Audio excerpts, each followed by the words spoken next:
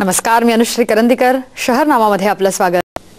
अहमदनगरमध्ये कोतवाल असलेल्या अनिल सोनवणेंना वाळू माफियांनी ट्रॅक्टर खाली चिरडून मारलं होतं. अपघात की घातपात हा गुंता सोडवू न शकलेल्या सरकारनं सोनवणेच्या कुटुंबाला हक्काची मदत, पेन्शन काहीच दिलं नाही. हे वास्तव साम मराठीनं लोकांसमोर मांडलं आणि सोनवणे कुटुंबांकडे मदतीचा ओघ सुरू झाला. एका उद्योगपतीने तर सोनवणेंच्या पत्नीला नोकरी देऊन मुलांच्या शिक्षणाचा खर्चही उचलला.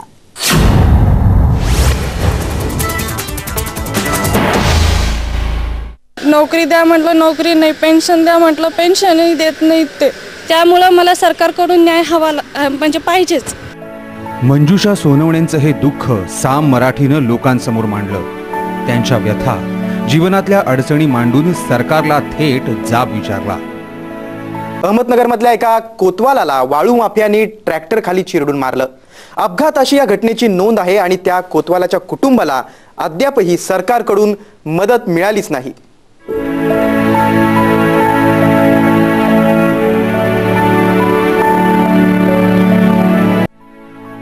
सरकार अजूनही निद्रिस्तच आहे. मात्र समाजात असेही अनेक जण आहेत ज्यांच्यात खरी माणुसकी जागी आहे. साम मराठीच्या वृत्तानंतर अशा अनेकांनी आमच्या कार्यालयात सोनवणे कुटुंबाला मदत करण्याची इच्छा व्यक्त केली.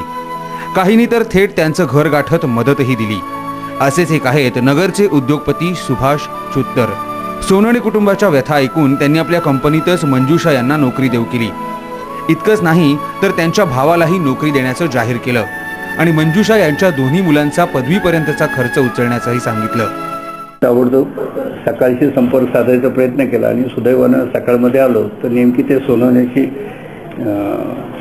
पत्नी इथं होती, 2 मुलांसह.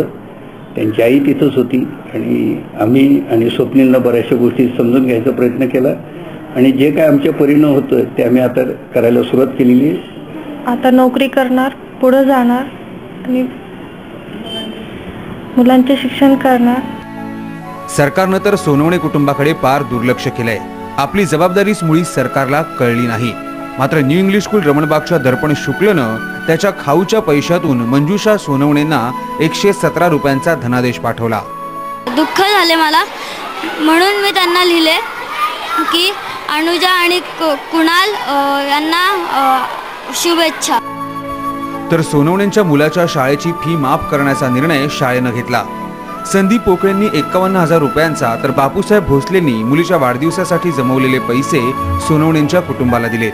एक छोटासा वाटा समाजाच्या कर्तृत्वाच्या नात्याने, माणुसकीच्या नात्याने आणि एका कुटुंबाला मदत आपल्याकडनं कशी होईल त्या नात्याने आम्ही केलेलं आहे. तुमच्या कुटुंबाला एक आर्थिक मदत म्हणून एक 51,000 रुपयाचा निधी मी सकाळच्या तर्फे त्यांना देऊ इच्छितो आणि इथून पुढे जरी म्हणजे त्यांना काही आर्थिक मदत लागली त्यांच्या कुटुंबाला तरी आपण ती करायची आमची जबाबदारी राहील.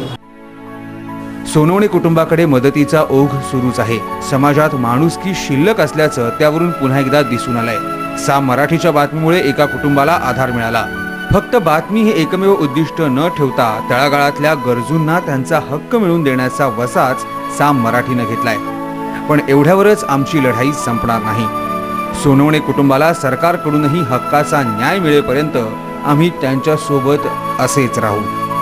स्वप्नील बापट, साम मराठी, पुणे. मुंबईकरांना एक आनंदाची बातमी पण देणार आहोत, पण एका छोट्याशा ब्रेक नंतर.